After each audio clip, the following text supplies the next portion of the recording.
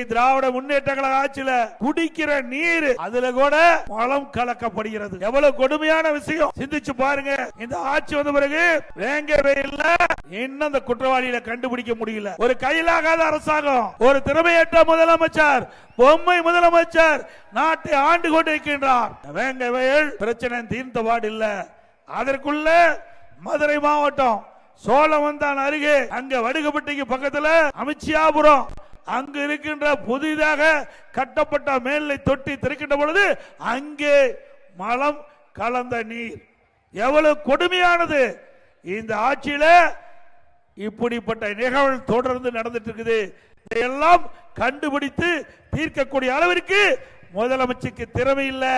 ஆகவே அடுத்த ஆண்டு நடைபெறுகின்ற சட்டமன்ற பொதுத் தேர்தலில் ஒரு நல்ல அற்புதமான அதிமுக ஆட்சி வளர நீங்கள் வாய்ப்பை தர வேண்டும் என்று அன்போடு நேரத்தில் கேட்டுக்கிறேன்.